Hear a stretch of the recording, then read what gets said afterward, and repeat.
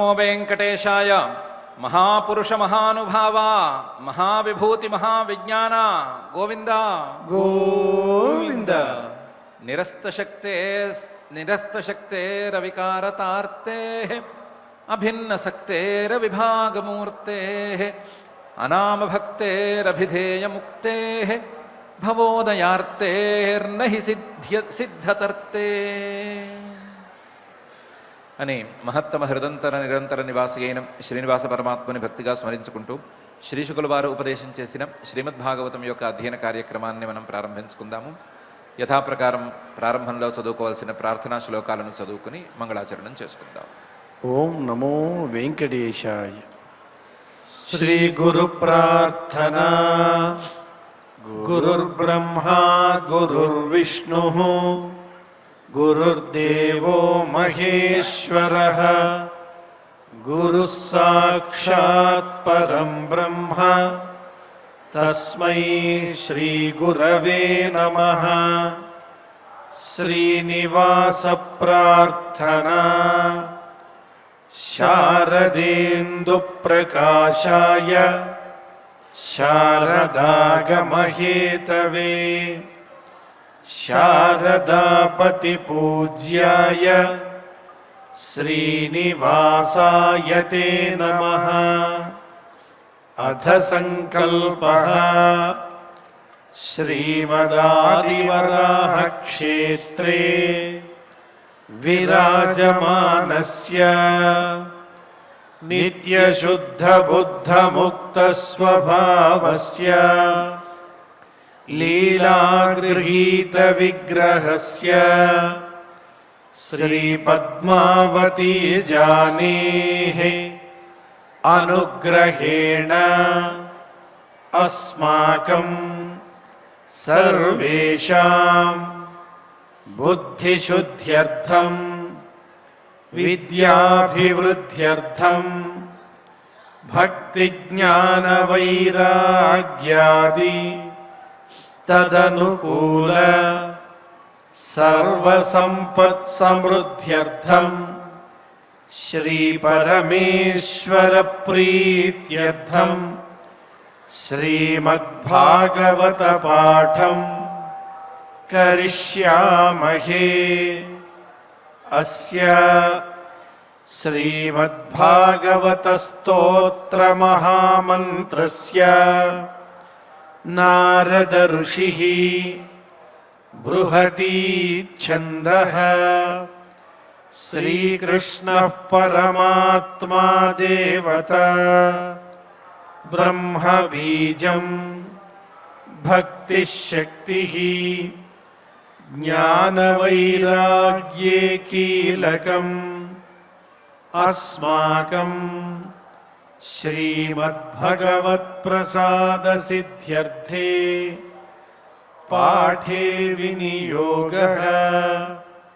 ధ్యానం నారాయణాశనివరాయుధసిద్ధిహస్తం వ్యాసప్రసూతశుకవీరసమూహశస్తం పాపాలిశత్రుపరిమర్దనకామతస్తం శస్త్రాలయం విశతభాగవతం ప్రశస్తం. శ్రీ గురుభ్యో నమః. చిత్రకేతు మహారాజు గారికి వైరాగ్యం చక్కగా అమరింది. ఆ వైరాగ్యం జరిగిన సంఘటనల వల్ల వచ్చింది. ఆ సంఘటనల్ని అంగిరో మహర్షి గారు నారద మహర్షి గారు చక్కగా వివరించి చూపించటం వలన కూడా వచ్చింది. దీనికి తోడు జీవుడు చెప్పినటువంటి మాటలు కూడా సరిపోయినాయి. దాంతో ఆయన వైరాగ్యం దృఢంగా కుదిరింది. కుదిరి ఈ ఇల్లు వాకిలి నాకు అక్కర్లేదు అని అనుకుని బయలుదేరాడు. బయలుదేరినవాడు నారద మహర్షి గారు చెప్పిన మాటల్ని గుర్తుపెట్టుకుని కాలింద్యాం విధివత్ స్నాత్వా కృత పుణ్యజలక్రియ మౌనేన సంయత ప్రాణ బ్రహ్మపుత్ర భవందత అని ఇంటి నుంచి బయటకు వచ్చి చక్కటి పనులు చేశాడు. ముందుగా కాలింది యమునా నదికి వెళ్ళాడు. యమునా నదిలో విధివత్ స్నాత్వా, ఏదో మునిగామా లేచామా కాకిలాగా మునిగామా లేచామా అని కాకుండా విధివత్ సంకల్పం దగ్గర నుంచి చేయవలసినటువంటి పనులన్నీ చేశాడు. విధివత్తుగా స్నానం చేశాడు. స్నానం చేసి కృత పుణ్య జలక్రియ, ఆ పుణ్యజలాలతో చేయవలసినటువంటి పితృతర్పణాలు మొదలైనవన్నీ కూడా చేశాడు. స్నానం తర్వాత చేయవలసిన పనులు చాలా ఉంటాయి. ఏదో తుడుచుకున్నాము పోయాము అని కాదు. ఎవరెవరికి నీళ్ళు ఇవ్వాలి, ఎవరెవరికి ఆ సమయంలో నీళ్ళు అందించాలి అనే వరుస ఉంది. ఆ వరుస ప్రకారం అందరికీ నీళ్ళు ఇచ్చాడు. తర్పణాలు అవి చేశాడు. సంధ్యావందనాలు చేయవలసినవన్నీ కూడా చేశాడు. నీటితో చేయవలసిన పనులన్నీ పూర్తి చేసుకుని కృత పుణ్య జలక్రియ మౌనేన, మౌనంగా సంయత ప్రాణ, ప్రాణాలని ఎక్కువగా హడావిడి పడినట్లుగా తీసుకోకుండా కాస్త నిదానంగా బ్రీదింగ్ అది నార్మలైజ్ చేసుకుని బ్రహ్మపుత్ర వవందత, బ్రహ్మగారి మానసపుత్రులైనటువంటి అంగిరో మహర్షి గారు అలాగే నారద మహర్షి గారు వీళ్ళిద్దరికీ నమస్కారం చేశాడు. అంతవరకు వాళ్ళు అక్కడే ఉన్నారు, కూర్చునున్నారు. ఆ శిష్యుడి కోసం ఎదురు చూస్తూ కూర్చున్నారు. కాళింద్యాం విధివత్ స్నాత్వా కృత పుణ్యజలక్రియ మౌనేన సంయత ప్రాణో బ్రహ్మపుత్ర వవందత. అథ తస్మై ప్రపన్నాయ భక్తాయ ప్రయతాత్మనే భగవాన్ నారద ప్రీత విద్యామేతామువాచ. అథ ఇలా చిత్రకేతు మహారాజు గారు శ్రద్ధగా వచ్చేసరికి, అన్నీ పూర్తి చేసుకుని వైరాగ్యంతో వచ్చి కూర్చునేసరికి తస్మై, ఆ చిత్రకేతు మహారాజు గారికి, ప్రపన్నాయ వినయంగా దండము పెడుతున్నాడు, భక్తాయ పరమేశ్వరుడి మీద భక్తిగా ఉన్నాడు, ప్రయతాత్మనే శుచిగా స్నానం అన్నీ చేసి వచ్చాడు, మానసికంగా కూడా శుచిగా ఉన్నాడు. దాంతో భగవాన్ నారద ప్రీత, భగవాన్ మహావిజ్ఞాని బ్రహ్మవేత్త పూజనీయుడు అయినటువంటి నారద మహర్షి గారు ప్రీత, చాలా సంతోషించారు. సంతోషించి ఆ శిష్యుడి మీద ప్రేమతో విద్యాం ఏతాం ఉవాచ, పైన చెప్పబోయేటువంటి విద్యని, తాను ఇంతకుముందు మంత్రోపనిషదం వక్ష్యామి అని చెప్పాడు కదా, నీకు మంత్రోపనిషత్ అతి రహస్యమైన మంత్రాన్ని చెప్తాను అని చెప్పాడు కదా, ఆ విద్యని, ఆ మంత్రాన్ని, ఆ ఉపాసనా విధానాన్ని చెప్పాడు. అథ తస్మై ప్రపన్నాయ భక్తాయ ప్రయతాత్మనే భగవాన్ నారద ప్రీతో విద్యామేతాం ఉవాచ. ఆయన నారద మహర్షి గారు చెప్పినటువంటి విద్య, ఓం నమస్తుభ్యం భగవతే వాసుదేవాయ ధీమహి ప్రద్యుమ్నాయ అనిరుద్ధాయ నమస్సంకర్షణాయ చ అనే శ్లోకంతో ప్రారంభమవుతోంది. ముందు ఓం అని ఆ చిత్రకేతు మహారాజు గారికి ప్రణవోపదేశం చేశారు. చేసి నమస్తుభ్యం భగవతే, ఆ భగవంతుడికి నమస్కారం చేసుకోమని చెప్పారు. భగవంతుడికి నమస్కారం ముందుగా చేసుకోవాలి. చేసుకునేటప్పుడు వాసుదేవాయ ధీమహి అని అనుకోవాలి. వాసుదేవాయ ధీమహి, వాసుదేవుడిని ధ్యానం చేస్తున్నాను అని అనుకోవాలి. నేను చేసేటువంటి ధ్యానం ఆయన్ని నమస్కరించుకోవటమే, మానసికంగా నేను ఆయన్ని నమస్కరించుకోవటమే, ఆయన పట్ల నేను ధ్యానం చేయటం అని రెండు రకాలుగా అనుకోవాలి. నమస్తుభ్యం భగవతే వాసుదేవాయ ధీమహి అని ధ్యానాన్ని, మానసికమైనటువంటి నమస్కారాన్ని రెండిటినీ కలిపేయాలి అని చెప్పారు. చెప్పి ప్రద్యుమ్నాయ అనిరుద్ధాయ నమస్సంకర్షణాయ చ అని పరమాత్మ యొక్క 4 వ్యూహాలని ఒక శ్లోకంలో చెప్పటం కోసం వాసుదేవ వ్యూహం మొదటిది, ప్రద్యుమ్న, అనిరుద్ధ, సంకర్షణ అనేటువంటి మిగతా 3 వ్యూహాలు. ఆ 3 వ్యూహాల రూపాల్లోనూ వాసుదేవ వ్యూహ రూపంలోనూ ఉండేటువంటి ఆ భగవంతుడికి నా మానస నమస్కార రూపమైనటువంటి ధ్యానము, నా యొక్క ధ్యానం, నా మానసికమైనటువంటి ఆలోచన ఆయనకే సమర్పితం అని అనుకోమని చెప్పారు. ఓం నమస్తుభ్యం భగవతే వాసుదేవాయ ధీమహి ప్రద్యుమ్నాయ అనిరుద్ధాయ నమస్సంకర్షణాయ చ అని. ఆయనకి మానసికంగా నమస్కారం పెట్టుకునేటప్పుడు ముందుగా ఏ మంత్రజపం చేయాలన్నా సరే ఉపాస్య దైవాన్ని నమస్కరించుకోవాలి కదా, లేదా ఉపాస్య దైవాన్ని ఒకసారి ధ్యానం చేసుకోవాలి కదా. ఆ ధ్యానమో మానసిక నమస్కారమో చేసుకునేటప్పుడు ఆయన్ని వాసుదేవ, ప్రద్యుమ్న, అనిరుద్ధ, సంకర్షణ వ్యూహాల్లో నమస్కరించుకోవటం మాత్రమే కాకుండా ఆయన యొక్క తీరుని సరిగ్గా అర్థం చేసుకోవాలి అని పై శ్లోకంలో చెప్తున్నారు. నమో విజ్ఞానమాత్రాయ పరమానందమూర్తయే ఆత్మారామాయ శాంతాయ నివృత్త ద్వైత దృష్టయే. మనం నమస్కరించుకుంటున్నటువంటి ఆ పరమాత్మ విజ్ఞానమాత్ర, విజ్ఞానమాత్ర స్వరూపుడు. విజ్ఞానం తప్ప ఆయనకి మరొక రూపం లేదు. జ్ఞానం అనేది ఒక చోట పోత పోస్తే ఆ పోసిన పోత ఆ పరమాత్మ యొక్క రూపం. విజ్ఞానమాత్రాయ. కాకపోతే ఆ జ్ఞానం తనలోనే పరమానందాన్ని ఇముడుచుకుని ఉంటుంది. పరమానంద రూపంలో ఉండేటువంటి జ్ఞానమే ఆయన యొక్క రూపం. కాబట్టి పరమానందమూర్తయే, పరమానంద స్వరూపమైనటువంటి ఆ జ్ఞానమే ఆయనకు మూర్తి, లేదా జ్ఞాన రూపంలో ఉండేటువంటి ఆనందమే ఆయన యొక్క విగ్రహం అని అనుకోవాలి. అందుకనే ఆయన యొక్క రూపం ఆనంద రూపంలో ఉండేటువంటి జ్ఞానం కానీ, జ్ఞాన రూపంలో ఉండేటువంటి ఆనందం కానీ అని అనుకోవటం వలనే ఆత్మారామాయ అనేది ఆయన విషయంలో కుదురుతోంది. ఆత్మారామ, ఆయన తనలో తానే సంతోషిస్తూ ఉంటాడు, తన వల్ల తానే సంతోషిస్తూ ఉంటాడు, తన యొక్క రూపమైనటువంటి ఆనందాన్ని మాత్రమే పట్టుకుని ఉంటాడు. అంతే తప్ప మనలాగా బాహ్యమైనటువంటి వస్తువుల ద్వారా ఆనందాన్ని అనుభవించడు. ఆ ఆత్మారామత అనేది ఎలా కుదురుతోంది అంటే అది ఆయన యొక్క రూపం వలనే, ఆయన యొక్క స్వరూపం వలనే కుదురుతోంది. ఆత్మారామాయ. అందువల్లే శాంతాయ. బాహ్యమైనటువంటి వస్తువులను పట్టుకుని వేళ్లాడితే, వాటిని పట్టుకుంటే వాటి ద్వారా వచ్చేటువంటి ఏవో ఒక ఒడుకుదుడుకులు లేకపోతే ఆందోళనలు ఇవన్నీ తాకవలసిందే. ఈయనకి బాహ్యమైన వస్తువుల మీద ఏ విషయంలోనైనా సరే ఆసక్తి లేదు కాబట్టి, అవసరం లేదు కాబట్టి ఏ రకమైన ఒడిదుడుకులు లేకుండా శాంతంగా ఉంటాడు. శాంతాయ. ఇంతేకాదు అసలు నివృత్త ద్వైత దృష్టయే, తాను కాక మరొక వస్తువు ఉంది అనేటువంటి ద్వైత దృష్టి ఈయనకి లేనే లేదు. రెండో వస్తువు ఉంది, ఆ వస్తువు ద్వారా నాకు ప్రయోజనమో మరొకటో వస్తుంది అనేటువంటి భావన ఆయనకి లేనే లేదు. నివృత్త ద్వైత దృష్టయే. ఆయన దృష్టిలో ఉన్నది కేవలం తన యొక్క ఆనంద స్వరూపం మాత్రమే అని ఆయన్ని అర్థం చేసుకోవాలి. చేసుకుని ఆ రూపంలో ఉన్నటువంటి ఆయనకి నమస్కారం చేసుకోవాలి. నమస్కారం మానసికమైన నమస్కారం, అదే ధ్యానం అని చెప్తున్నారు. నమో విజ్ఞానమాత్రాయ పరమానందమూర్తయే ఆత్మారామాయ శాంతాయ నివృత్త ద్వైత దృష్టయే అని. ఇంతేకాదు ఆ తత్వాన్ని ఇంకా కూడా చక్కగా అర్థం చేసుకోవచ్చు. ఆత్మానందానుభూత్యైవ న్యస్తశక్త్యూర్మయే నమః హృషీకేశాయ మహతే నమస్తే విశ్వమూర్తయే. ఆ పరమాత్మను కేవలం ఆయన యొక్క రూపంలో, కేవలం ఆయనకు సంబంధించిన అంశాలతో మాత్రమే అర్థం చేసుకోవటం కాదు, ఆయనకి మనకి, ఆయనకి ప్రపంచానికి ఉండేటువంటి సంబంధంతో సహా అర్థం చేసుకోవాలి.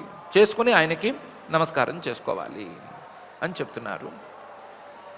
ఆయన ఆత్మానందానుభూత్యైవ, ఆత్మస్వరూపమైనటువంటి ఆనంద అనుభూతి, ఇంతకుముందే చెప్పుకున్నటువంటి విజ్ఞానమాత్ర పరమానందమూర్తి, విజ్ఞాన రూపంలో ఉండేటువంటి ఆనందం, ఆనంద రూపంలో ఉండేటువంటి విజ్ఞానం, దాన్నే ఆనందానుభూతి అని అనుకుంటే ఆ ఆనందానుభూతితో తన యొక్క స్వస్వరూపంతో న్యస్తశక్త్యూర్మయే, తన మీద ప్రభావం చూపించకపోయినా తనతో పాటే ఉండేటువంటి మాయతాలూకు శక్తులని, మాయతాలూకు శక్తులనేటువంటి అలలని మొత్తాన్ని పక్కకు తోసేశాడు. మామూలు జీవులైతే మాయతాలూకు శక్తుల్ని, ఆ శక్తుల ద్వారా వచ్చేటువంటి అలల్ని స్వాగతించి ఆ అలలతో పాటు నడవాలని అనుకుంటారు. ఈయనకి ఆ అవసరమే లేదు. మాయతాలూకు శక్తులు కానీ, ఆ శక్తుల ద్వారా వచ్చేటువంటి అలల్లాంటి ఈ సాంసారికమైన సుఖ దుఃఖాలు కానీ ఇవేమీ ఆయనకు అక్కర్లేదు. కాబట్టి ఆత్మానందానుభూతితో, తన యొక్క స్వస్వరూపానుభూతితో ఆయన వీటన్నిటినీ న్యస్త పక్కకి తోసేశాడు, పక్కన పెట్టేశాడు. ఆత్మానందానుభూతి అయివ న్యస్త శక్తియూర్మయే. అటువంటి వాడికి నమస్కారం చేసుకోవాలి. అటువంటి వాడికి మానస నమస్కార రూపమైనటువంటి ధ్యానం అనేది సమర్పించుకోవాలి. ఇది కేవలం మనకి ఆ పరమాత్మకి ఉండేటువంటి సంబంధాల్లో అతి చిన్న సంబంధం. దీని ద్వారా పరమాత్మ చేస్తున్నది ఒక ఉపదేశం. ఎవరైనా సరే ఆత్మానందానుభూతిని గనక సాధించుకోగలిగితే వాళ్ళకి ఈ మాయాశక్తులు, వాటి తాలూకు అలలు, వీటితో ప్రయోజనం లేదు అని తాను నిలిచి ఆదర్శంగా ఉండి సూచనాత్మకమైన ఉపదేశం చేస్తున్నాడు. ఇది ఒక చిన్న సంబంధం. దీన్ని మించిన సంబంధం జీవుడికి ఆ పరమాత్మకి ఉంది. అది హృషీకేశాయ. జీవుడి యొక్క హృషీకం మనస్సు, ఆ మనస్సును ఆయన నిగ్రహించగలడు, మనస్సును ఆయన నడిపించగలడు అనేటువంటిది కూడాను. హృషీకేశాయ జీవుడి యొక్క స్థానమైనటువంటి మనస్సు, ఆ మనస్సుని ఆ పరమాత్మ నిగ్రహించగలడు, దాన్ని పరమాత్మ తన చేతుల్లోకి తీసుకోగలడు, దానికి కూడా ఆయన అధిపతి అని జీవుడికి పరమాత్మకి ఉండేటువంటి దగ్గర సంబంధాన్ని ధ్యానించుకోవాలి అని చెప్తున్నారు. జీవుడికి ఉన్నటువంటి మనస్సు, ఆ మనస్సు మీద పరమాత్మకు పట్టు రావాలి అంటే ఆ మనస్సులో జీవుడితో పాటు పరమాత్మ కూడా ఉండవలసిన అవసరం ఉంది అనే ఆలోచన వచ్చింది అంటే ఈ జీవుడు పరమాత్మ ఒకే మనస్సులో ఉన్నారు అనే విషయం కూడా తెలుస్తుంది. తెలిసినప్పుడు ద్వాసుపర్ణ అనే వాక్యంలో చెప్పినట్లుగా ఆ పరమాత్మ ఎక్కడ ఉన్నాడు అనే ప్రశ్నకు కూడా సమాధానం దొరుకుతుంది అనే మహర్షి గారు చెప్తున్నారు. హృషీకేశాయ అనే పదంతో ఒక జీవుడితో ఈ సంబంధం కాదు, జీవులందరితోనూ ఈ సంబంధం పరమాత్మకు ఉంది. ఒక హృషీకం, ఒక మనస్సుతో కాదు, జీవులందరూ వాళ్ళ యొక్క మనస్సులన్నీ కూడా ఈ పరమాత్మ యొక్క పట్టుల్లోనే ఉన్నాయి అని చెబితే మరి అన్ని మనస్సులన్నిటిలోనూ ఆయన ఉండాలి, లేదా జీవులందరితోనూ ఆయన కలిసి ఉండాలి కదా. అంటే కలిసి ఉన్నాడు, అందుకనే మహతే, చాలా పెద్దవాడు, వ్యాపకమైనవాడు, ఎక్కడ పడితే అక్కడే ఉండేవాడు, ఎవరితోనైనా సరే కలిసి ఉండగలిగేవాడు అని సమాధానం చెప్తున్నారు. హృషీకేశాయ మహతే. అసలు ఎక్కడ పడితే అక్కడ ఉండటం ఏమిటి? మహతే అని అనటం ఏంటి? విశ్వమూర్తయే, కనిపించేటువంటి ప్రపంచమంతా కూడా ఆయన యొక్క ఒక చిన్న రూపం అని చెప్పుకుంటే సరిపోతుంది. కనిపించే ప్రపంచమంతా కూడా ఆయన యొక్క రూపమే. కనిపించే ప్రపంచ రూపంలో ఉంటూ ఆ ప్రపంచానికి కారణమవుతూ దానికంటే పెద్దగా ఉండి దానికంటే గొప్పగా ఉండి తానొక్కడే ఉన్నటువంటి వాడు ఆయన పరమాత్మ అని ఆయన యొక్క రూపాన్ని ధ్యానం చేయమని చెప్తున్నారు. అలాంటి వాడికి నమస్తే అని నమస్కారం, మానస నమస్కారం, ధ్యానం అనే దాన్ని సమర్పించుకోమని చెప్తున్నారు. ఆత్మానందానుభూత్యైవ న్యస్తశక్తియూర్మయే నమః హృషీకేశాయ మహతే నమస్తే విశ్వమూర్తయే. ఇలా ఎందుకు చిన్న చిన్న పదాలు ముక్కల కింద చెప్తున్నారు? ఆ పరమాత్మ అంటే ఏంటో ఒక పేరా చెప్పేసేసి ఆ పేరాలో పరమాత్మను మొత్తాన్ని డిఫైన్ చేసేసి చూపించచ్చు కదా. చూపించేస్తే ఆ పరమాత్మ ఎలాంటి వాడు అనే విషయం మీద మేము రాసేసుకుంటాము, దాని ప్రకారం చూసేసుకుంటాము. అంటే ఇవన్నీ పరమాత్మ విషయంలో చెల్లవు అని పై శ్లోకంలో చెప్తున్నారు. వచస్యుపరతే ప్రాప్య య ఏకో మనసా సహ అనామరూపశ్చిన్మాత్ర సోవ్యాన్న సదసత్పర అనే శ్లోకంలో. మాటలతో చెప్పమని మీరంటున్నారు, మాటలు గనక నిలిచిపోయినాయి అంటే అప్పుడు పరమాత్మ తన యొక్క స్వస్వరూపాన్ని తెరుస్తాడు అని ఉపనిషత్తులు అంటున్నాయి. వచసి ఉపరతే, మాటలు ఆగిపోయిన తర్వాత, మాటలతో సంబంధం లేనప్పుడు ఆ పరమాత్మ కనిపిస్తాడు. అలాగే మనస్సులో మేము అవన్నీ రాసేసుకుంటాము అన్నట్లుగా చెప్తున్నారు. కానీ మనసా సహ అప్రాప్య, మనస్సుతో కూడా పరమాత్మను పట్టుకోలేరు. మనస్సు కూడా తన పనిని ఆపేస్తే, మనసులో ఏ ఆలోచన సాగకపోతే అప్పుడు పరమాత్మ తనంతట తాను వెలుగొందుతాడు అని ఉపనిషత్తులు చెప్తున్నాయి. యతో వాచో నివర్తంతే అప్రాప్య మనసా సహా అని చెప్తున్నాయి. కాబట్టి ఆయన్ని గురించి ఒక పేరా చెప్పడము, లేదా ఆయన గురించి ఇలా అని చెప్పేస్తే మీరు మనసులో రాసుకోవటము అయ్యే పని కాదు. చెప్పేవన్నీ దూరంగా ఏవో చేయి చూపించినట్లుగా ఉండేటువంటి మాటలే కానీ ఆయన యొక్క తత్వాన్ని ఇదమిత్తంగా నిర్ణయించగలిగినవి కావు. శాస్త్రీయంగా చెప్పుకోవాలి అంటే చెప్పే మాటలన్నీ ఆ పరమాత్మ స్వరూపం మీద జీవులకు ఉన్నటువంటి భ్రమలను తొలగించేటువంటి వాక్యాలే కానీ ఆ పరమాత్మ స్వరూపాన్ని నిర్ణయించే వాక్యాలైతే కావు. జీవులకున్నటువంటి భ్రమలు, ఆ భ్రమల మూలాలు, వీటిని గుర్తెరిగినటువంటి ఉపనిషత్తులు ఆ భ్రమలను తొలగించేటట్లుగా కొన్ని వాక్యాలు చెప్తాయే కానీ పరమాత్మతత్వాన్ని అర్థమయ్యేట్లు చెప్పేందుకు కాదు. ఆయన ఆత్మానందానుభూతి అని చెప్పిన తర్వాత వేరే మాట పడదు.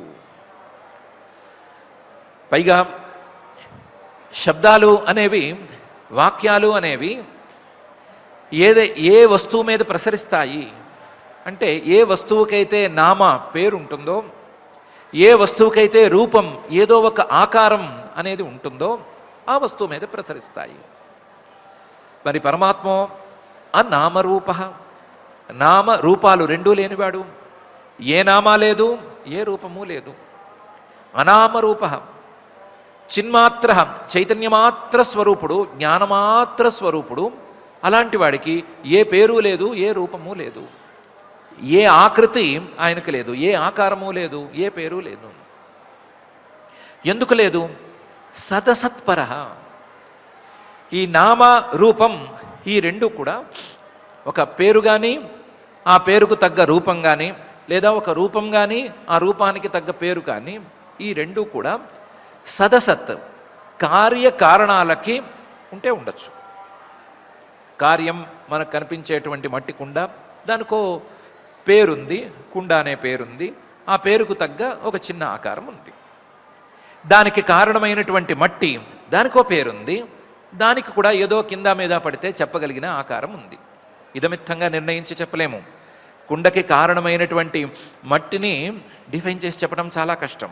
ఇంకా కూడా ఆ మట్టిలోనూ అంతర్లీనంగా ఉండేటువంటి భూమి అనేటువంటి మహాభూతాన్ని చెప్పడం చాలా చాలా కష్టం. కానీ కింద మీద పడి చెప్పినా సరే ఈ రెండు కూడా నామరూపాలు, ఈ రెండు కూడా సదసత్తులు, అంటే కార్యకారణాలకుంటే ఉంటాయి. ఈయన సదసత్పర, కార్యకారణాలను రెండిటినీ దాటి ఉన్నటువంటి వాడు. కార్యకారణాలను రెండిటినీ దాటి ఉన్నటువంటి వాడు, వాటికంటే పూర్తిగా భిన్నంగా వ్యవహరించేటువంటి వాడు. ఈయనకి నామరూపాలు ఉండేటువంటి ప్రసక్తే లేదు. ఈయన అనామరూప, సదసత్పర, చిన్మాత్ర. మరి అలాంటి చిన్మాత్ర స్వరూపుడు మనకు అర్థమయ్యేది ఎట్లాగా, మనకు కనిపించేది ఎట్లాగా, మనం ఆయన్ని సాక్షాత్కరింపజేసుకోవటం ఎట్లాగా అంటే, ఒకటే ఒక దారి, సోవ్యాన్న అని ప్రార్థించుకోవటమే. ఆయన మనల్ని కాపాడుగాక, ఆయన తన యొక్క స్వరూపాన్ని మనకు చూపించి మనల్ని కాపాడుగాక అని ప్రార్థన చేసుకోవటం ఒక్కటే విధానం అని చెప్తున్నారు. వచస్యుపరతే ప్రాప్య య ఏకో మనసా సహ అనామరూపశ్చిన్మాత్ర సోవ్యాన్న సదసత్పర అని. అలా తప్పించుకుంటే ఎట్లాగా? ఏదో చెప్పాలి కదా. మీరే అంటున్నారు ఉపనిషత్తులు కూడా దూరంగా ఏదో చూపిస్తాయి, లేదా భ్రమలను తొలగిస్తాయి, అలాంటి మాటలు ఏవో చెప్తాయి అని అన్నారు కదా. అదేవిధంగా మాటలు చెప్పాలి కదా. అంటే చెప్పచ్చు, అలాగైతే చెప్పచ్చు, ఇబ్బంది ఏమీ లేదు. యస్మిన్నిదం యతశ్చేదం తిష్టత్యప్యేతి జాయతే మృణ్మయేష్విమ మృజ్జాతి తస్మైతే బ్రహ్మణే నమః అని చెప్పుకోవచ్చు. యస్మిన్నిదం తిష్టతి, మనకు కనిపించేటువంటి ఈ విశ్వమంతా కూడా ఏ ఆశ్రయంలో నిలిచి ఉంటుందో, ఏ తత్వంలో నిలిచి ఉంటుందో ఆ తత్వమే పరమాత్మ తత్వం. యస్మిన్నిదం అప్యేతి, మనకు కనిపించేటువంటి విశ్వమంతా కూడా ప్రళయకాలంలో ఏ రూపానికి చేరిపోతుందో, ఎక్కడ లయమైపోతుందో అదే పరమాత్మ తత్వం. యతశ్చేదం జాయతే, మనకు కనిపించేటువంటి విశ్వమంతా కూడా ఏ రూపం నుంచి, ఏ తత్వం నుంచి పుట్టుకొస్తోందో ఆ తత్వమే పరమాత్మ తత్వం అని చెప్పుకోవచ్చు. మనకు కనిపించేటువంటి విశ్వాన్ని ఆసరాగా పెట్టుకుని, దీన్ని అడ్డం పెట్టుకుని ఈ విశ్వం ఎక్కడి నుంచి వచ్చింది అనేటువంటి విచారణ చేసుకుని, ఆ విచారణ మొత్తం పూర్తయ్యేటువంటి స్థానాన్ని పరమాత్మ రూపంగా గుర్తించుకోవచ్చు. ఈ విశ్వం స్థితి కాలంలోనూ, తను ఉన్నటువంటి కాలంలోనూ ఏ ఆశ్రయంలో నుంచునుంది అనే విచారణ చేసుకుని దానికి సమాధానంగా పరమాత్మతత్వాన్ని చెప్పుకోవచ్చు. అలాగే ప్రళయకాలంలోనూ తిరిగి ఎక్కడికి చేరుతోంది, ఎక్కడ మళ్ళీ లీనమైపోతోంది అనే విచారణ ప్రారంభించుకుని దానికి సమాధానంగా పరమాత్మతత్వాన్ని చెప్పుకోవచ్చు. క్లియర్గా లేదు అని అనుకుంటే ఉదాహరణ కూడా చూసుకోవచ్చు. మృణ్మయేష్వ్యమ మృజ్జాతి, మట్టి కుండలన్నీ అక్కడ పరిచి ఉన్నాయి, అన్నీ మట్టి కుండలే. ఈ మట్టి కుండలన్నీ ఎక్కడి నుంచి వచ్చినాయి అంటే, ఎక్కడి నుంచి వచ్చినాయి? మట్టి నుంచే వచ్చినాయి. ఈ మట్టి కుండలన్నీ ఉన్నప్పుడు దేన్ని ఆశ్రయించుకుని ఉన్నాయి అంటే, మట్టినే ఆశ్రయించుకుని ఉన్నాయి. మట్టి కుండల్లోంచి మట్టి తీసేస్తే అక్కడ మిగిలేదేమీ లేదు, ఇంకేమీ లేదు. ఈ మట్టి కొండలన్నిటినీ బద్దలు కొట్టేసి మొత్తం పొడి పొడిగా చేసేస్తే ఏమవుతుంది అంటే, మట్టిగా మారుతుంది. అంటే ఈ మట్టి కుండలన్నీ ఎక్కడ కలిసిపోయినాయి? మట్టిలో కలిసిపోయినాయి. మట్టిలోంచే పుట్టినాయి, ఉన్నప్పుడు కూడా మట్టిగానే ఉన్నాయి. అవి పోయిన తర్వాత కూడా, పిండి పిండి అయిపోయిన తర్వాత కూడా మట్టిగా మిగిలిపోతున్నాయి.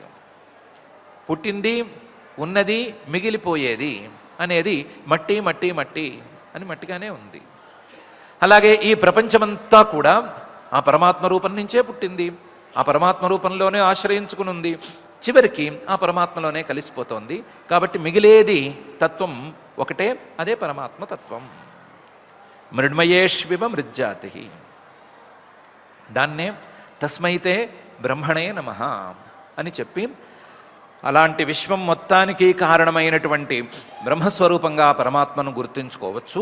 గుర్తించుకుని ఆయన్ని మానసికంగా నమస్కరించుకుని ధ్యానం చేసుకుని పైన చెప్పబోయే విద్యని ప్రారంభించుకోవచ్చు అని చెప్తున్నారు. యస్మిన్నిదం యతశ్చేదం తిష్టత్యప్యేతి జాయతే మృణ్మయేష్వివ మృజ్జాతి తస్మైతే బ్రహ్మణే నమః అనేటువంటి ఈ శ్లోకంలో రకరకాల ఉపనిషద్వాక్యాలు చెప్పిన దారిని నేను చెప్తున్నాను.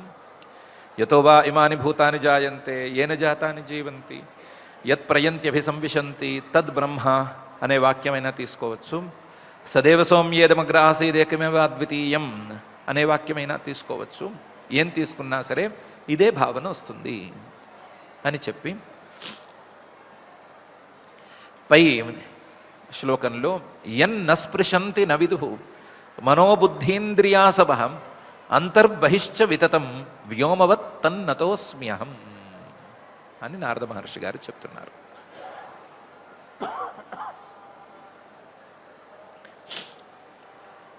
కేవలం యతోవా ఇమాని భూతాని జాయంతే అనే వాక్యం తీసుకున్నాం. యస్మిన్నిదం అనే ఇప్పుడే చెప్పిన శ్లోకాన్ని తీసుకున్నాం. ఏం తీసుకున్నాం? మనకు విశ్వం కనిపిస్తోంది, ప్రపంచం కనిపిస్తోంది. ప్రపంచ కారణమైనటువంటి పరమాత్మ ఎందుకు కనిపించటం లేదు అనే ప్రశ్న వస్తుంది. మట్టి కుండ కనిపిస్తోంది, కుండతో పాటు మట్టి కూడా కనిపిస్తూనే ఉంది. అలాగే బంగారపు ఆభరణం కనిపిస్తోంది, దాంతోపాటు బంగారం కూడా కనిపిస్తూనే ఉంది. దాని యొక్క ఉనికి రకరకాల రూపాల్లో మనకు తెలుస్తూనే ఉంది. మరైతే విశ్వమంతా కూడా పరమాత్మ యొక్క కార్యమే అయితే విశ్వాన్ని చూసేటప్పుడు, ఈ ప్రపంచాన్ని, ఈ సంసారాన్ని చూసేటప్పుడు ఆ పరమాత్మ ఎందుకు కనిపించడం లేదు అనేది ప్రశ్న. సులభంగా చెప్పుకోవచ్చు. యన్నస్పృశంతి నవిదుర్ మనోబుద్ధీంద్రియాసవ. మనం ఈ సంసారాన్ని, ప్రపంచాన్ని వేటితో చూస్తున్నాము? మనకున్నటువంటి జ్ఞానేంద్రియాలతో చూస్తున్నాము, లేదా మనకున్నటువంటి కర్మేంద్రియాలతో వ్యవహారపరంగా చూస్తున్నాము. ఈ చేతులతో దేన్నైనా ముట్టుకుంటాము, లేదా కాళ్ళతో నడుస్తాము, ఇలా వాటిని చూస్తున్నాము. అలాగే మనస్సుతో ఆయా వాటిని ఆలోచిస్తూ ఉంటాము. వీటన్నిటికీ కారణంగా ప్రాణాలను మనలో ధరించి ఉంటాము. వీటన్నిటికీ ఒక స్వభావం ఉంది. ఏవి? కర్మేంద్రియాలు కావచ్చు, జ్ఞానేంద్రియాలు కావచ్చు, లేకపోతే మనస్సు కావచ్చు. వీటన్నిటికీ ఒక స్వభావం ఉంది. ఏమి? తాము కాక తమ కంటే బయట ఉన్న వాటి మీద తాము ప్రసరించటం అనేటువంటి స్వభావం.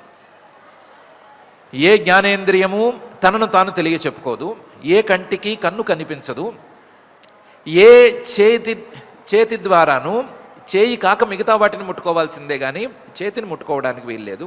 అదే చేత్తో అదే చేతిని ఎవరు ముట్టుకోలేరు. ఏ కర్మేంద్రియమైనా, ఏ జ్ఞానేంద్రియమైనా తాము కాక మిగతా వాటి మీద ప్రసరించటం అనేటువంటి స్వభావంతో ఉన్నాయి. ఇలాంటి స్వభావంతో ఉండేటువంటి ఈ జ్ఞానేంద్రియాలు, కర్మేంద్రియాలు తమ యొక్క వాస్తవ రూపమైనటువంటి తమకు లోపల ఎక్కడో ఉండేటువంటి అంతరాత్మను స్పృశించలేవు. తాము తమ వెనకాల జీవుడు, జీవుడి వెనకాల పరమాత్మ, ఇంత వెనకాల ఉంటే ఆ ఆత్మ పరంపర అనేది వెనక్కి వెనక్కి వెళ్ళిపోతూ ఉంటే ఆ పరంపరలో ఉండేటువంటి పరమాత్మను ఇవి ముట్టుకోలేవు, చూడలేవు, ఏమీ చేయలేవు. యత్ నస్పృశంతి, కర్మేంద్రియాలు ఆ పరమాత్మను స్పృశించలేవు. నవిదుహు, జ్ఞానేంద్రియాలు ఆ పరమాత్మను తెలుసుకోలేవు. వాటి యొక్క స్వభావం దానికి సరిపోదు. మనో బుద్ధి ఇంద్రియ అసవహ, మనస్సు కావచ్చు, బుద్ధి కావచ్చు, జ్ఞానేంద్రియ కర్మేంద్రియాలు కావచ్చు, ప్రాణాలు కావచ్చు, ఏవైనా సరే ఏమీ చేయలేవు. కాకపోతే వీటన్నిటికీ ఇది ఆత్మస్వరూపం, ఎక్కడో లోపల ఉండేటువంటి ప్రత్యేగాత్మ అనే మాట ఉన్నా అంతర్బహిశ్చ వితతం, ఆ పరమాత్మతత్వం ఈ మనస్సుకో లేదా ఇంద్రియాలకో కనిపించినంత మాత్రాన బయట లేదు అని చెప్పడానికి ఏమీ లేదు. అంతర్బహిశ్చ వితతం, లోపల బయట కూడా ఆ పరమాత్మతత్వం వ్యాపించి ఉంది. లోపల ఉంది, బయట కూడా ఉంది.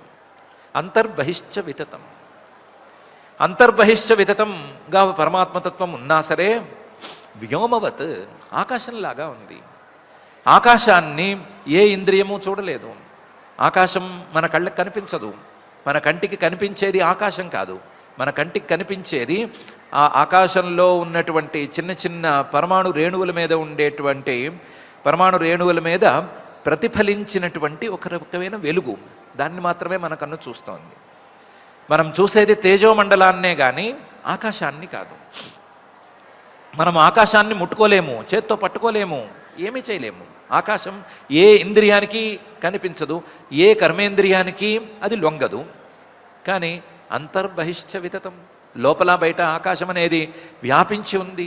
ఆకాశం లేనిదే ఏ మాట చెల్లదు. అవకాశం అంటే ఒక చోటు అనేది లేనిదే ఏ మాట అసలు చెల్లనే చెల్లదు. అలాంటి ఆకాశమే కంటికి కనిపించకపోతే ఆకాశానికి కూడా ఆకాశంతో సహా అన్నిటికీ కారణమైనటువంటి ఆ పరమాత్మతత్వం అన్నిటా వ్యాపించి ఉన్నా సరే కనిపించదు అని వేరే ఎలా చెప్పాలి అని నారద మహర్షి గారు చెప్తున్నారు. కనిపించట్లేదు అనే మాట వాస్తవం. కానీ దానికి కారణం కనిపించని వస్తువు లేదు అని కాదు, కనిపించేందుకు సాధనంగా పనిచేసేటువంటి ఇంద్రియాలకు సామర్థ్యం లేదు అని మాత్రమే అని చెప్తున్నారు.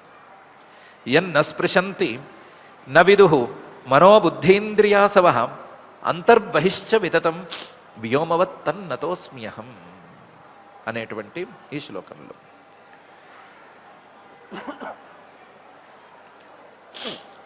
ఈ ఇంద్రియాలు ఇవన్నీ కూడా పరమాత్మతత్వాన్ని తెలుసుకోలేవు అనే విషయాన్ని ఇంకో కోణంలోంచి కూడా ఆయన పరిచయం చేస్తున్నారు. దేహేంద్రియ ప్రాణమనోధియోమి యదంశ విద్ధా ప్రచరంతి కర్మసు నైవాన్యదా లోహమివా అప్రతప్తం స్థానేషు తద్ద్రష్ట్రమపదేశమేతి అనేటువంటి శ్లోకంలో ఆ పరమాత్మతత్వం అన్ని చోట్ల ఉంది, డౌటే లేదు. కానీ దేహం కానీ, ఇంద్రియాలు కానీ, ప్రాణాలు కానీ, మనస్సు కానీ, బుద్ధి కానీ ఇవేవి కూడా ఆ పరమాత్మతత్వాన్ని పట్టుకోలేవు. పట్టుకోవటం వాటి తీరులో పట్టుకోవటం, దేహమైతే తన ఇంద్రియాల ద్వారా పట్టుకోవటం, ఇంద్రియాలైతే ఆయా ఇంద్రియాల యొక్క తీరులో పట్టుకోవటం, జ్ఞానేంద్రియాలైతే తెలుసుకోవటం అని వాటి తీరులో పట్టుకోవటం అనేది జరగదు. ఎందుకు జరగదు అంటే యదంశ విద్ధా ప్రచరంతి కర్మసు. ఈ ఇంద్రియాలు కానీ దేహం కానీ ఏది కూడా స్వతంత్రంగా పనిచేయలేదు, తనంతట తాను పనిచేయదు. ఇదేది ఆటోమేటిక్ కాదు. వీటిల్లో చైతన్యాంశం అనేది ఎంతో మేరకు ప్రసరించాలి. ఒక శరీరం ఉందంటే శరీరంలో జీవుడు ఉండాలి. జీవుడు ఈ శరీరం నాది అని అనుకోవాలి. నాది అని అనుకుని లోపల ఉండేటువంటి మనస్సును నాది అనుకుని ఆ మనస్సుతో ఇంద్రియాలను ప్రోత్సహించాలి, ప్రేరేపించాలి. ప్రేరేపిస్తే ఇంద్రియాలు పనిచేయాలి. వీటన్నిటి వెనకాల జీవుడు శరీరంలోకి చేరటం, జీవుడు తన యొక్క చైతన్యాంశని ఈ శరీరం మీదకు ప్రసరింపజేయటం అనేటువంటి అంశం తప్పనిసరిగా ఉంది. జీవుడి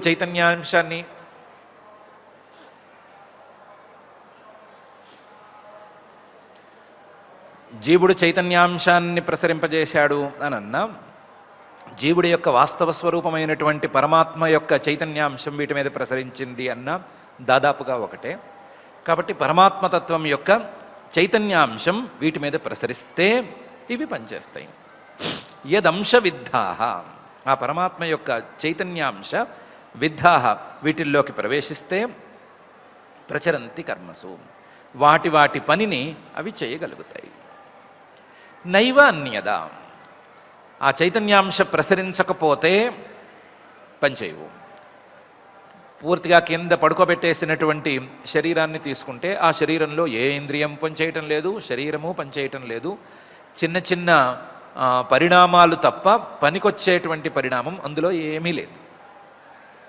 ఎందుకు? చైతన్యాంశ అందులో ఆ క్షణాన ప్రసరించడం లేదు. నైవాన్యద. దానికి ఉదాహరణగా లోహమివ అప్రతప్తం అని తీసుకోవచ్చు.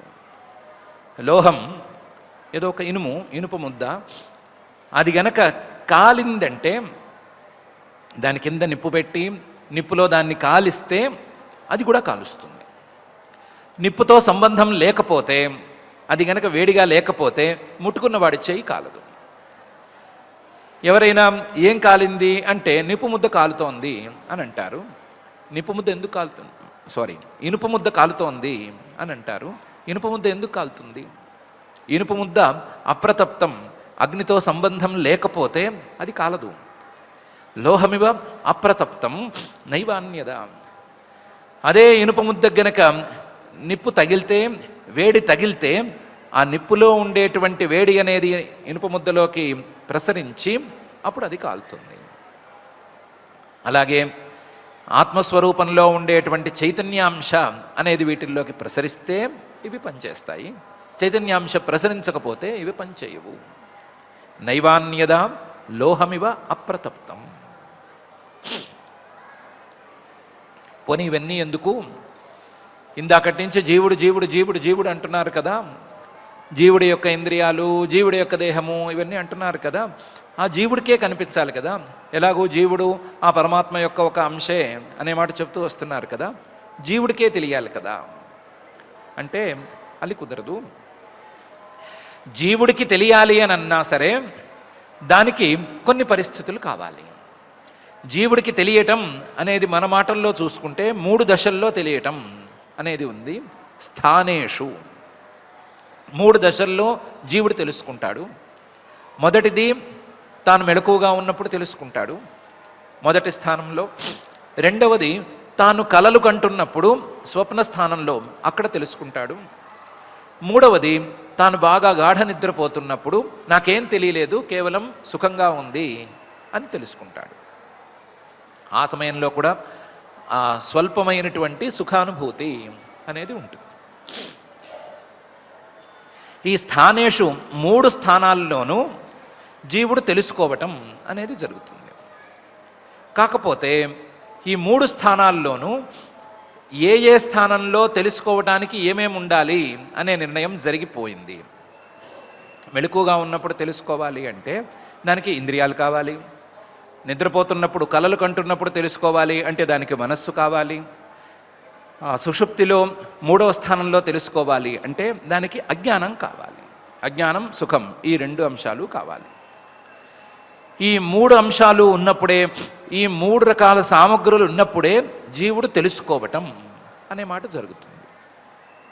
ఈ 3 రకాల సామగ్రులు ఏవి కూడా పరమాత్మను తెలుసుకోవటానికి పనికొచ్చే సామగ్రులు కావు.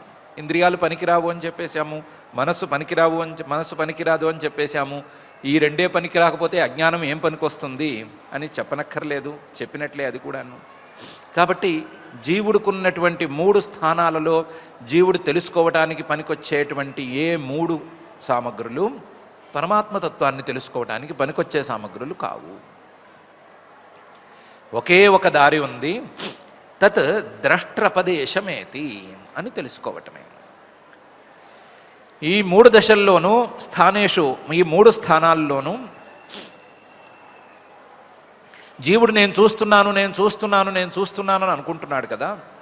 మెలకుగా ఉన్నప్పుడు కళ్ళతో చూస్తున్నాను, కలలు కంటున్నప్పుడు కళల్లో ఫలానా వాళ్ళని చూస్తున్నాను, లేదా ఇక్కడ ఆనందాన్ని అనుభవిస్తున్నాను అని అంటున్నాడు కదా. నేను ద్రష్టని అని జీవుడు అనుకుంటున్నది ఏ వాస్తవ ద్రష్ట యొక్క జ్ఞానంతో అనే ప్రశ్న వేసుకోవచ్చు. ఈ ద్రష్టృత్వం అనేది జీవుడికి ఎక్కడి నుంచి వచ్చింది? ఈ ఇంద్రియాల వల్ల వచ్చిందా, లేకపోతే మనస్సు వల్ల వచ్చిందా, అజ్ఞానం వల్ల వచ్చిందా, దేని వల్ల వచ్చింది అనే విచారణ చేసుకుంటూ పోవచ్చు. చేసుకుంటూ పోతే చివరి ద్రష్టగా ఆ పరమాత్మతత్వం తేలుతుంది. వేటి వల్ల కూడా నేను ద్రష్టని అని చెప్పుకునే హక్కు జీవుడికి రాదు, వీటి వల్ల రాదు. వచ్చేది చైతన్యం వలన. ఆ చైతన్యం అనేది పరమాత్మ యొక్క రూపం కాబట్టి పరమాత్మ యొక్క స్వరూపమైనటువంటి చైతన్యం వలన మాత్రమే జీవుడు ద్రష్టని అని అనుకోవటానికి అవకాశం ఉంది. కాబట్టి జీవుడు తనను తాను ద్రష్ట అని అనుకున్నప్పుడు ఆ ద్రష్టృత్వం అనేది పరమాత్మకు చెందింది అని అర్థం చేసుకుంటే చేసుకోవచ్చు. నాణ్యోతోస్తి ద్రష్ట, నాణ్యోతోస్తి శ్రోత, నాణ్యోతోస్తి మంత, నాణ్యోతోస్తి విజ్ఞాత అని బృహదారణ్యకం చెప్తోంది. నాణ్యదతోస్తి ద్రష్టృ, నాణ్యదతోస్తి శ్రోతృ, నాణ్యదతోస్తి మంత్రు, నాణ్యదతోస్తి విజ్ఞాతృ అని చెప్తోంది. విజ్ఞాతారమరే కేన విజానీయాత్ అని చెప్తోంది.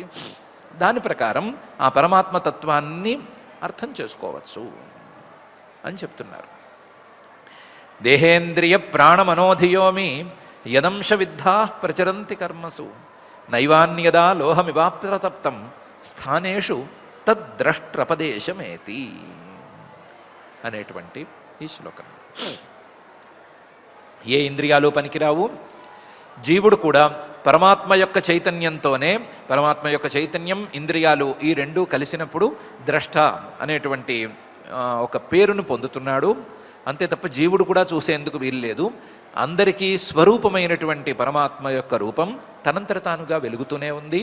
వెలుగుతున్నటువంటి పరమాత్మ యొక్క రూపాన్ని మనం చూసేటువంటి విషయాలు, ఆ విషయాలకు మూలమైనటువంటి అజ్ఞానం ఇవన్నీ ఆవరించి ఉన్నాయి. మనం చేయవలసిందల్లా ఆ ఆవరణని తొలగించుకోవటమే.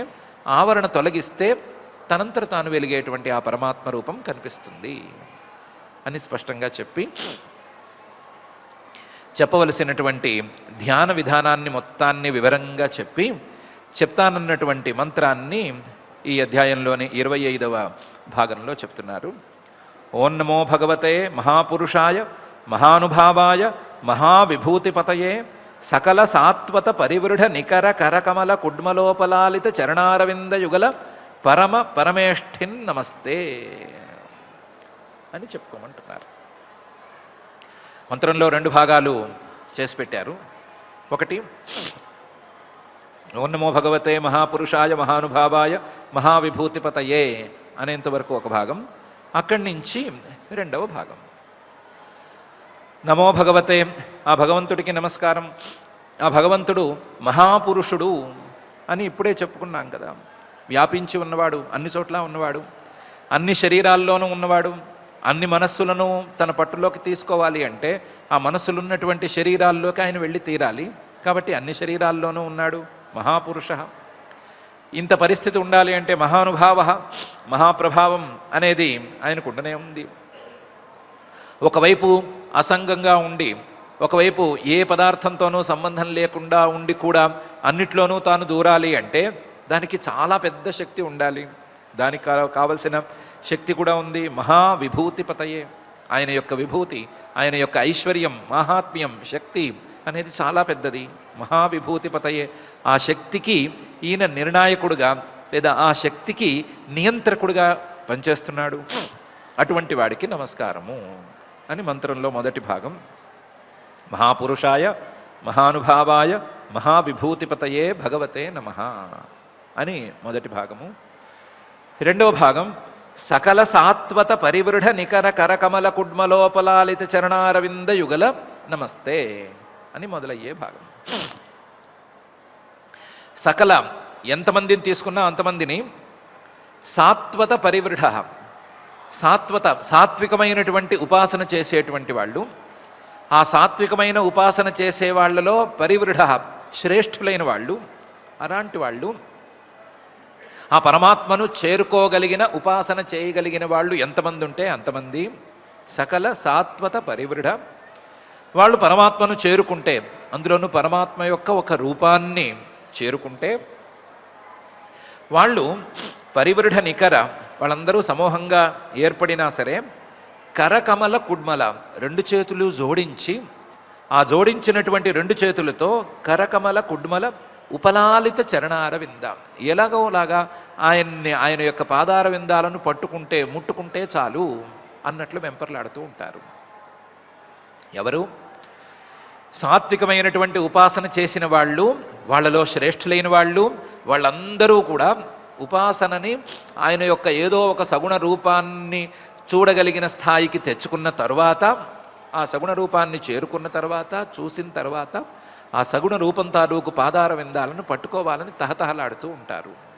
అలాంటి వాడు చరణారవింద యుగల పరమ, అందువల్లనే ఆయన వీళ్ళకంటే కూడా ఉత్కృష్టుడు కాబట్టి అందరికంటే ఉత్కృష్టుడు అని చెప్పుకోవచ్చు. పరమేష్ఠిన్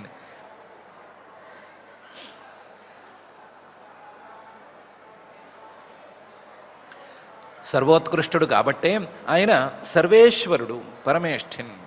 అటువంటి పరమేష్ఠిన్, ఓ పరముడా, సర్వోత్కృష్టుడా, పరమేష్ఠిన్, సర్వకారణభూతుడువా, సర్వేశ్వరుడా, నమస్తే, నీకు నమస్కారము అని నమస్కారం చేసుకోవాలి అని రెండో భాగాన్ని చెప్తున్నారు.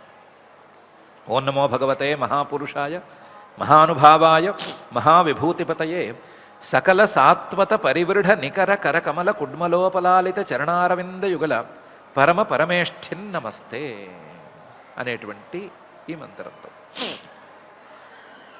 ఇది నారద మహర్షి గారు ఇస్తానన్నటువంటి విద్య.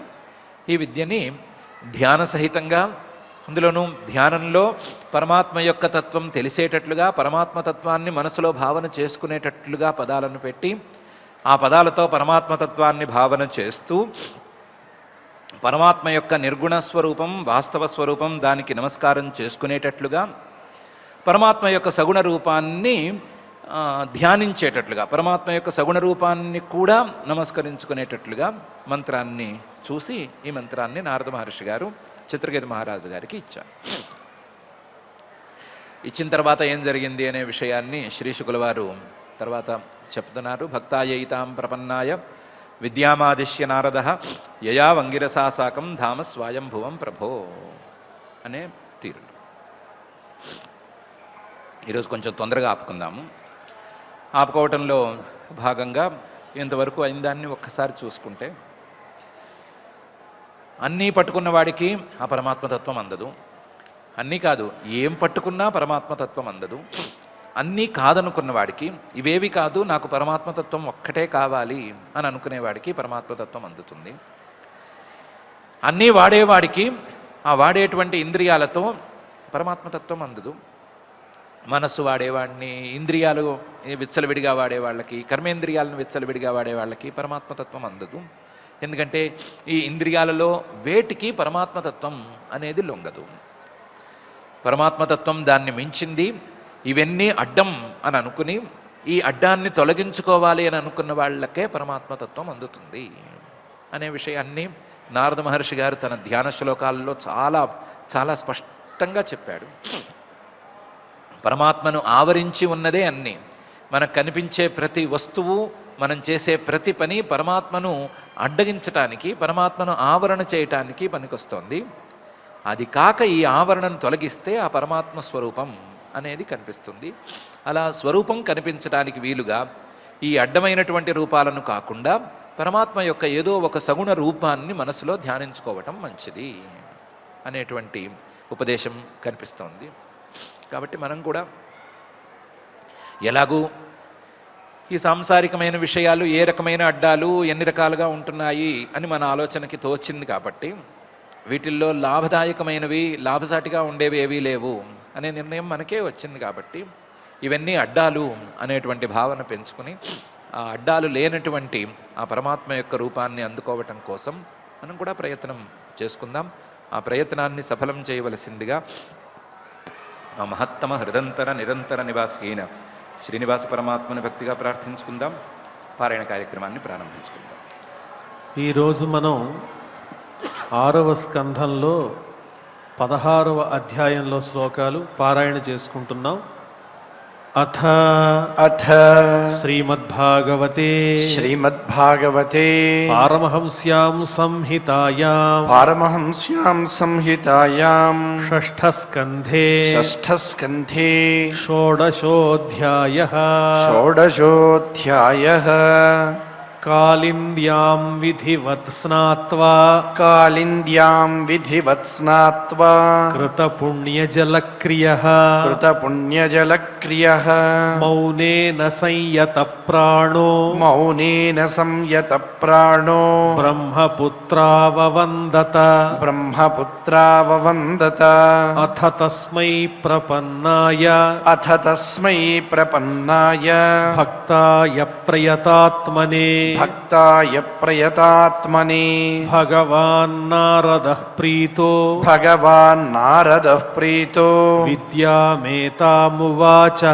విద్యామేతామువాచః ఓం నమస్తుభ్యం భగవతే వాసుదేవాయ ధీమహి ప్రద్యుమ్నాయ నిరుద్ధాయ నమః సంకర్షణాయ చ నమో విజ్ఞానమాత్రాయ పరమానందమూర్తయే ఆత్మా రామాయ శాంతాయ నివృత్తద్వైత దృష్టయే ఆత్మానందానుభూత్యైవ న్యస్తశక్త్యూర్మయే నమః హృషీకేశాయ మహతే నమస్తే విశ్వమూర్తయే వచస్యుపరతే ప్రాప్య య ఏకో మనసా సహ అనామరూపశ్చిన్మాత్రః సోవ్యాన్నః సదసత్పరః యస్మిన్నిదం యతశ్చేదం తిష్టత్యప్యేతి జాయతే మృణ్మయేష్వివ మృజ్జాతిః తస్మై తే బ్రహ్మణే నమః యన్న స్పృశంతి న విదుః మనోబుద్ధీంద్రియాసవః అంతర్బహిశ్చ వితతం వ్యోమవత్తన్నతోస్మ్యహం దేహేంద్రియ ప్రాణమనోధియోమి యదంశ విద్ధాః ప్రచరంతి కర్మసు నైవాన్యదాలోహమివాప్రతప్తం స్థానేషు తద్ద్రష్ట్రపదేశమేతి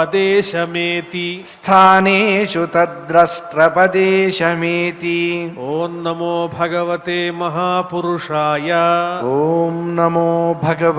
మహాపురుషాయ మహానుభావాయ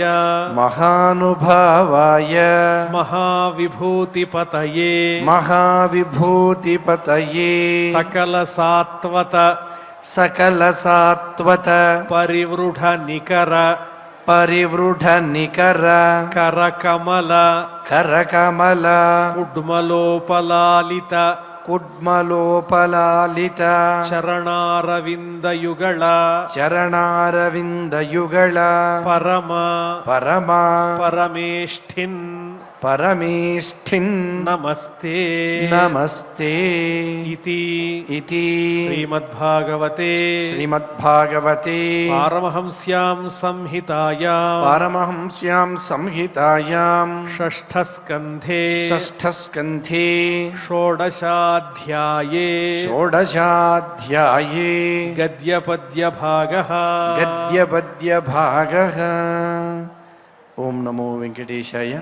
ಪರಮಪುರುಷ ದುಃಖಭಂಜನ ಪರಮೇಶ ಭಕ್ತವರದ ಕೃಷ್ಣ ಭವವಿದೂರ ಜಲರುಹಾಕ್ಷ నిన్ను శరణంబు వేడదము అభయమిచ్చి కవవయ్యమమ్ము అని దివ్యమైనటువంటి శ్రీమద్భాగవత అమృత రసాస్వాదన ప్రక్రియ నిరంతరం గావిస్తున్నటువంటి ఆ దేవదేవుని యొక్క చరణ కమలములను పట్టుకుని భక్తి శ్రద్ధలతో ప్రార్థిస్తూ యథాప్రకారం క్షమాప్రార్థన దగ్గర నుంచి మంగళాంత శ్లోకం వరకు పఠించి మంగళాంతంగా నేటి ఈ అధ్యయన కార్యక్రమానికి పరిసమాప్తిని పలుకుదాం.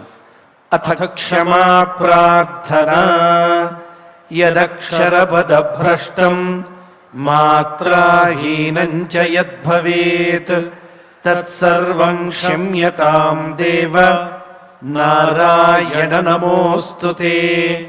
అథ భగవత్సమర్పణం కాయేన వాచా మనసేంద్రియైర్వా బుద్ధ్యాత్మనా వా ప్రకృతే స్వభావాత్ కరోమి యద్యత్ సకలం పరస్మై నారాయణాయేతి సమర్పయామి.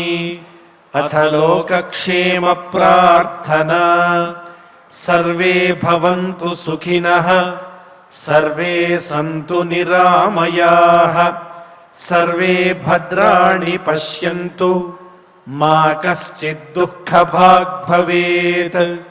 అథ మంగళం శ్రియః కాంతాయ కళ్యాణ నిధయే నిధయేర్థినాం శ్రీవేంకట నివాసాయ శ్రీనివాసాయ మంగళం.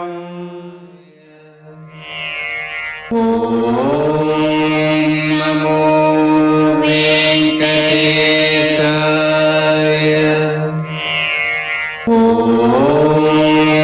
నమో వెంకటేశాయ.